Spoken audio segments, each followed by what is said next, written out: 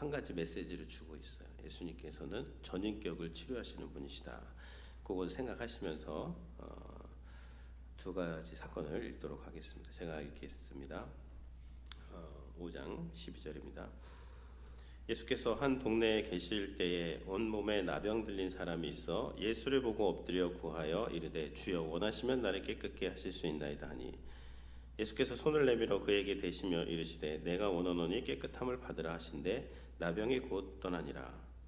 예수께서 그를 경고하시되 아무에게도 이르지 말고 가서 제사장에게 내 몸을 보이고 또 내가 깨끗하게 됨을 인하여 모세가 명한 대로 예물을 드려 그에게 입증하라 하셨더니 예수의 소문이 더욱 퍼짐에 수많은 무리가 말씀도 듣고 자기의 병도 고침을 받고자 하여 모여오되 예수는 물러가 한적한 곳에서 기도하시니라.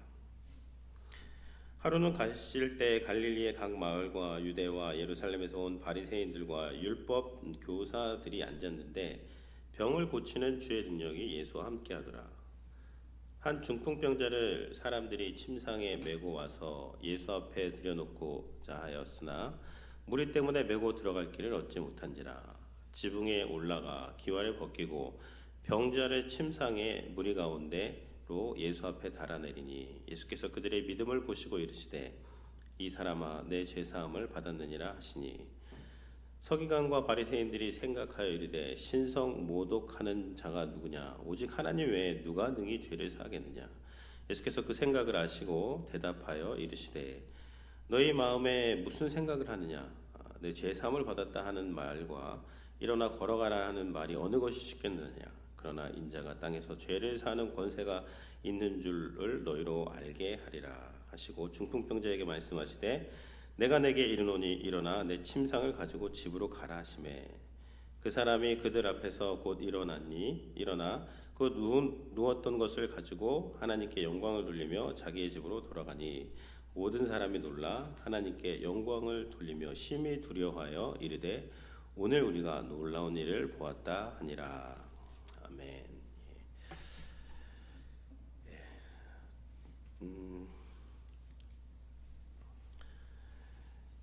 예수님께서 이제 4장에 보시면요, 해질 무렵에 사람들이 온갖 병자들을 데리고 나오매 예수께서 일일이 그 위에 손을 얹으사 고치셨다. 그래서 예수님의 사역, 3대 사역 중에 하나는요, 치유하는 사역입니다. 힐링, 그리고 티칭, 가르치는 사역, 프리칭, 선포, 또 전도하는 그런 사역이 있으신데요. 그래서 많은 병자들을 고치셨는데 그 중에서 두 가지 샘플만 누가는 여기서 연달아서 기록을 하고 있습니다. 그래서 단지 여기서 보여주는 것은요, 단지 예수님이 병만 고치시는 분이 아니라 이 병을 고치는 것을 통해서 예수님께서 진정으로 하시려는 그 사역, 예수님의 그 사명 선언문, 거기서 뭐였죠? 주의 성령이 내게 임하셨으니 이는 가난한 자에게 복음을 전하게 하시려고 내게 기름을 부으시고 나를 보내사 포로된 자에게 자유를, 질병 치유가 포함이 되어 있지만 포로된 자를 자유케 하려면요, 그 죄의 문제를 해결해야 됩니다.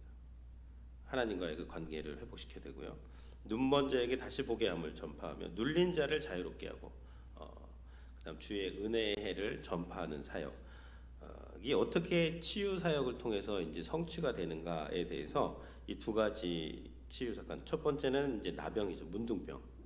그리고 두 번째가 중풍병. 요즘으로 말하면 불치병이에요. 인간의 능력으로는 고칠 수 없는 두 가지 병을 지금 가지고 와서 주님께서 이것을 어떻게 고치시는지를 보여주고 계시는 것이죠.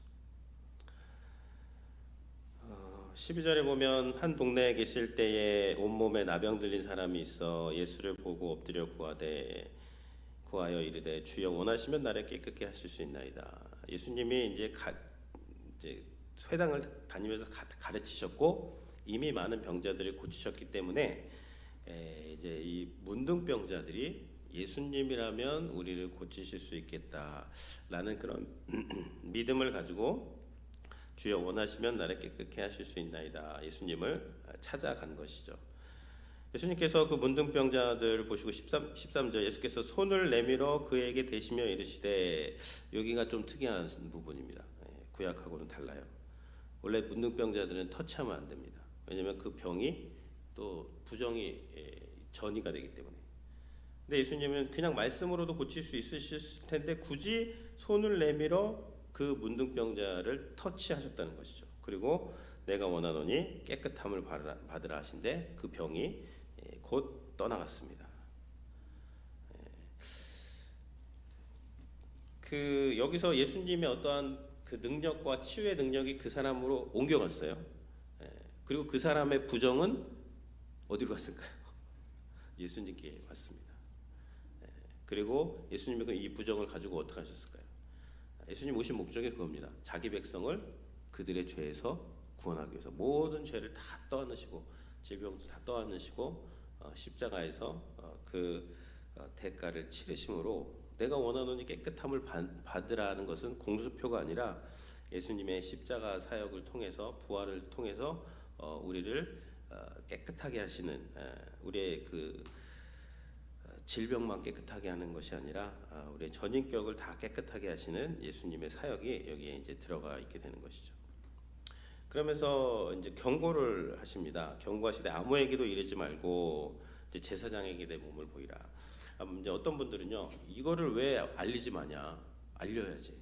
이건 대박 사건인데 신문에 내 가지고 간증 집회를 하게 하면 사람들이 그냥 그 회당에 꽉꽉 들어찰 텐데, 그러면 전도 집회를 하면 효과적일 텐데 예수님은 자꾸만 알리지 말라.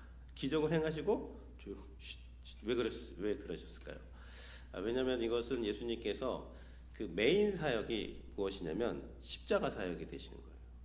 근데 주객이 전도가 되면 안 돼요. 십자가 사역을 통해서 모든 그 인간들을 구원하기 위해서 죄 문제를 해결하기 위해서 오셨는데 십자가는 뒷전이고 병만 고침을 받으려고 사람들이 막 몰려들면은 해결이 안 됩니다. 그거 갖고는 안 돼요. 병을 아무리 고쳐도 그 사람은 또 다시 죽고요. 병을 아무리 고쳐도 그 안에 있는 어떠한 문제들이 해결이 되는 것이 아니죠. 죄 문제가 해결되는 것이 아니기 때문에 예수님께서는 그들을 고쳐주시긴 했지만 그러나 십자가와 부활하시기 전까지는 이런 것들을 드러내기를 원치를 조심스럽게 그렇게 사역을 했습니다. 그리고 율법도 이제 지키라고 말씀하셨죠. 근데 예수님이 그렇게 말씀하시면 하실수록 사람들은 더 소문을 퍼뜨리는 것이 이제 15절이고, 근데 16절에서 또 예수님은 또 사람들이 아무리 병자를 데리고 오고 줄을 서고 사역할 일이 많아도 16절에서 또 어떻게 하시죠? 예수는 물러가서 한적한 곳에서 기도하시니라. 이것이 어떤 사역의 패턴이에요. 지난주에도 이거 비슷한 거 나왔잖아요. 그러니까 이 사역이 앞서면 안 됩니다. 기도가 앞서야 되는 거예요. 그러니까 하나님과 나와의 관계와 또 하나님과의 교제가 앞서야지, 이 교제보다 다른 어떠한 그러니까 이거 어떤 분들은 이거 하나님과 나와의 관계, 어떤 존재가 되어야지 이 존재가 확실히 되지 못한 채 뭔가 활동, 액티비티, doing, 그러니까 being이 아니라 doing만을 신경 쓰면은 뭐 번아웃이 온다든지 아니면 그 사역이 문제가 된다든지 그게 힘들어지게 되는 것이죠. 근데 예수님은 이 사역에 있어서요, 철저하게 아무리 뭐 몰려오고 해도 소용없습니다. 아침 되면 항상 한적한 곳에 가서 기도하시고, 또 사람들이 몰려와도요, 야, 우리 다른 동네로 가자. 우리가 거기서도 전도하여야 하리라. 뭐 사람들의 필요를 채워주시지만 그 필요를 끌려다니는 사역은 하지는 않으신 것이죠. 그러시면서 여기 기도하시니라. 이 기도가 어떻게 보면 예수님이 사역의 엔진이 되는 것입니다. 그 많은 일을 하시면서도 예수님께서는 아침마다 이 기도하시는 그러한 모습을 보여주시는 것이죠. 그래서 이 새벽 기도가 별거 아닌 것 같지만 이 아침에 한적한 곳에 나와서 하나님 앞에서 기도하고 우리를 돌아보는 것을 통해서 우리의 사역이 바로 세워질 수가 있습니다. 그러니까 예수님은 사람들 앞에 서는 시간보다 더 우선적으로 하나님 앞에 서셨고, 많은 사람들 앞에 서는 것보다 하나님 앞에서 홀로 서 계시는 시간이 항상 있었다는 것이죠. 그러니까 하나님 앞에서 홀로 서 있는 시간은 지극히 정상적인 시간이고, 사람들 앞에서 올바로 서 있기 위해서는 하나님의 앞에서 홀로 서 있는 이 기도의 시간이 이제 있어야 되는 것이죠. 그래서 예수님이 이 사역을 이제 하셨습니다. 그리고 뒤에 보면은 새 포도주는 새 부대에 넣어야 된다, 이제 그 말씀이 나와요. 그래서 이제 예수님께서는 그 구약의 그런 법을 지키시긴 하지만, 그러나 그를 터치하심으로 그를 또 깨끗하게 하는 새로운 이 시대의 또한 복음과 치유를 보여주시는 것이 이 나병 환자의 사건이 되는 것이죠. 그래서 새해를 기도로 시작하시는 거 대단히 잘하시는 것입니다. 더 좋은 방법은 없습니다. 그리고 기도할 때에 뭐 극적으로 뭐가 변화되기도 하지만, 서서히 말씀 읽을 때 서서히 하나님께서 우리의 생각과 마음과 이것을 방향을 돌리시고 또 치유하시고 또 새로운 정체성을 주시고, 내가 하나님의 사랑받는 자다, 하나님이 나를 기뻐하신다라는 것이 이런 말씀과 기도의 시간을 통해서 이 확고한 정체성이 세워지면요, 그러면 되는 겁니다. 그러면 다른 것들에 이제 예수님은 흔들리지 않고 십자가를 지시러 가실 수가 있게 되는 것이죠. 두 번째, 이 중풍병자 사건인데요. 이것도 이제 여기에서는 첫 번째 사건보다 더 이제 예수님께서 노골적으로 드러내십니다. 치유도 중요하지만 치유보다 더 중요한 건 죄사함의 문제다, 이제 그거를 드러내시는 거예요. 18절에 보면 한 중풍병자를 사람들이 침상에 메고 와서 예수 앞에 들여놓고자 하였으나 사람들 때문에 들어갈 수가 없었습니다. 그러니까 중풍병자니까 이제 마비가 됐기 때문에 움직이질 못해요. 근데 이제 그 사람들의 마가복음이나 이런 데 보면 친구들이 와가지고 이 침상채로 들고 옵니다. 들고 왔는데 예수님이 계신 곳에 사람들이 인산인해 들어가지도 못합니다. 그러면 우리 같으면 어떡하죠? 아유, 안 되나 보다, 가자. 그리고 갈 텐데 이 친구들은 예수님한테 어쨌든 가기만 하면 내 친구는 고침 받는다, 이런 강력한 믿음이 있어요. 그 살아야 될 이유가 있는 사람은 절대 죽지 않습니다. 그래서 뭔가 강력한 그런 마음에 불타는 것이 있기 때문에 자, 지붕이다, 올라가자. 그래서 그 지붕으로 올라가서 그 지붕 기와를 이제 드러내고 침상은 밑으로, 무슨 영화처럼 예수님이 집안에서 말씀을 막 전하고 있는데 갑자기 위에서 뭐가 떨어지니 침상이 이렇게 내려오는 그러한 것들을 이제 보여주는 것이죠. 근데 예수님께서 그들의 믿음을 보시고, 여기서의 그들의 믿음은요, 이 중풍병자의 믿음이 아니라 그 친구들의 믿음, 침상을 내어 달리는 믿음을 이제 보시고, 이게 거룩한 생각이죠. 창의적인 생각이에요. 그러니까 기도를 하다 보면은 믿음이 들어오게 되고, 믿음이 들어오면요, 생각하지 못하는 것들을 보게 되고, 또 믿음으로 새로운 시도도, 기상천외한 것들을 시도하게 되어 있는 것이죠.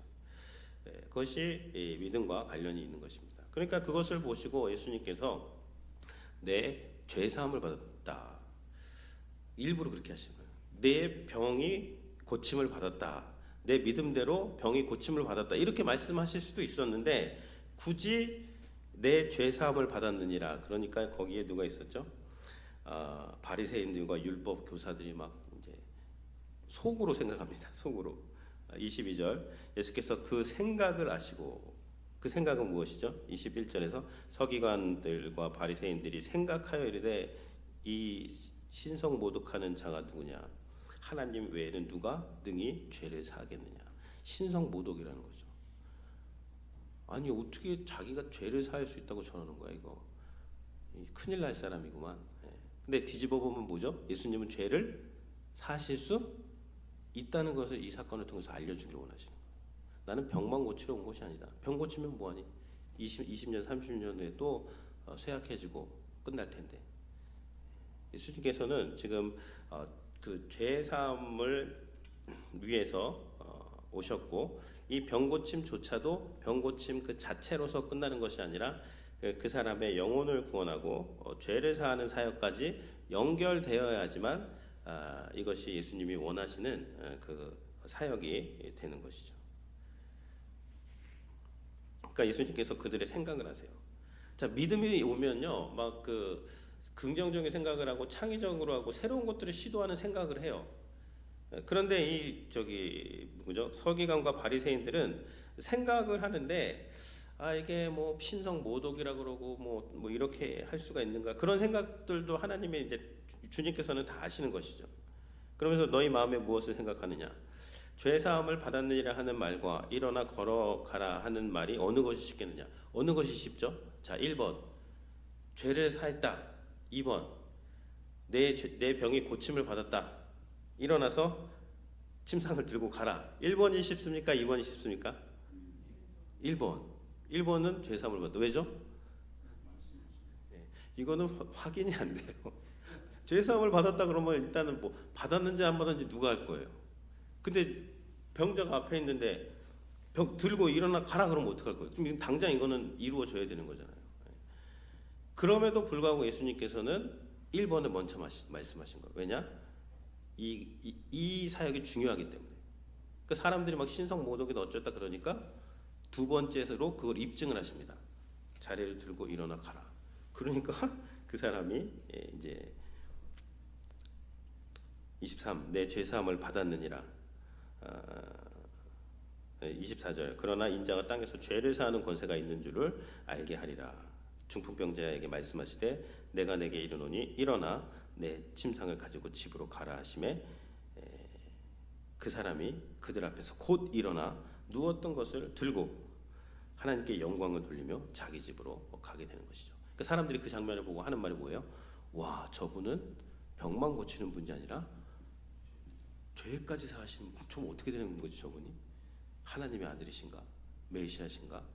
그러니까 단순히 어떠한 치유 사역을 통해서 사람들 모아가지고 뭐 간증 집회 해가지고 뭐 이렇게 뭐 부자가 된다, 내가 축복을 받았다, 병 고침을 받았다가 아니라 어저께 우리가 그 봤잖아요. 만선이 됐어요. 베드로가 만선이 됐으면은 내일도 또 만선 예수님, 모레도 만선. 예수님과 함께 만선의 그 어부가 그 가득 배를 잡았으면 그 고기를 잡았으면 그것만 바라야 되는데 예수님을 만나고 어떻게죠? 그 만선의 배를 버려뒀어요. 그리고 예수님을 쫓아갔어요. 이것이 무엇이냐면 우리가 이제 우리의 어떠한 주님께서 우리를 진정으로 자유롭게 하고 눌린 자를 치유한다는 것은 무엇이냐면 어떤 단순히 우리의 어떠한 한 부분만을 이렇게 뭐 치유하시는 것 당연히 중요하죠. 치유하시는 중요하고 우리의 필요를 채워주시는 것도 중요하고 우리의 뭐 기도 제목들이 이루어지는 것들이 중요하지만 그런 모든 것들을 재료로 해서 그것을 사인으로 해서 우리가 정말로 바라봐야 될 분은 누구시냐면 십자가에서 우리를 위해서 죽으시고 또 부활하신 주님을 영접하는 것, 그분을 믿고 그렇게 살아가는 것을 주님께서는 원하시게 되는 것입니다. 그러니까 이 치유 사건을 통해서 예수님이 오신 진정한 목적, 얼마나 이게 놀라운 것입니까? 이게 죄를 사하는 것은요, 예수님이 만약에 십자가를 지시지 않았으면 진짜 골치 아픈 일이에요. 맨날 우리가 뭐 동물 잡아서 그 제사 드려야 되고 동물 뭐 소도 잡아야 되고 양 한 마리가 얼마죠? 황소 잡으려면 얼마입니까? 평생 제사 드려야 되고 그걸로 또 안 되잖아요. 근데 그리고 얼마나 그 죄책감에 휘둘려야 되는데 아니 예수 그리스도를 믿음으로 우리가 씻을 수 없는 그 모든 죄가 다 씻겨져 나가고 주님께서 새로운 마음을 주시고 새로운 기회를 주시고 새로운 은혜를 주셔가지고 다시 시작하게 하신다.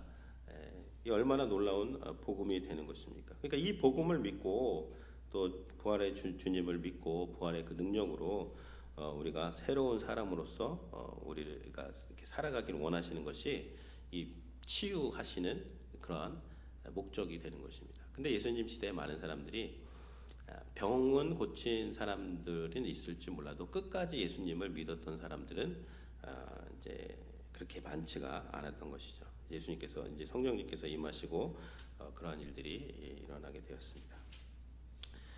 한 가지 더 볼 것은요, 우리에게 믿음의 친구들이 필요하다는 것입니다. 인간은 연약해요. 저도 연약하고. 그럼 연약하면요, 사람이 어떨 때가 있죠? 바닥을 칠 때가 있습니다. 그때는 누가 옆에서 붙잡아줘야 돼요. 이 친구들의 믿음. 그러니까 교회 공동체가 중요한 것입니다. 이렇게 교회 공동체에 와서 신년이니까 우리가 와서 말씀도 이렇게 읽고 또 기도도 하고 이거 시작했으니까 끝내야지 하면서 뭐 억지로 하면서 어쨌든 와서 기도하고 또 말씀을 보고 그러면서 우리의 믿음이 철을 날카롭게 하는 것처럼 이렇게 자라나게 되고, 혹시 내가 넘어지면 가서 붙잡아주고 또 일으켜주고 또 기도해주고 권면해주고 그러한 믿음의 친구들이 있어야 되는 것입니다. 그래서 주님께서 교회를 세우신 거예요. 신앙생활은 혼자 할 수가 없게 되는 것이죠. 그래서 같이 믿음을 나누고 또 받은 은혜를 나누고 서로 함께 또 이렇게 해서 함께 세워주고 또 움직일 수 없을 때 이 친구들이 이러한 강한 믿음을 가지고 주님 앞에 갔을 때 그 친구들의 또 믿음을 보시고 고쳐주셨던 것, 우리가 서로에게 이러한 믿음의 귀한 친구가 되어서 믿음을 세워주는 또한 그러한 우리 축복의 그런 공동체가 되기를 주님의 이름으로 축원을 드립니다. 같이 기도하고 제가 기도하고요. 기도 제목 가지고 기도하시고, 오늘 신년 새벽기도 마지막 날인데 가능하시면 우리 이제 친교실로 다 오셔서 함께 교제하고 그렇게 했으면 좋겠습니다. 하나님 감사를 드립니다.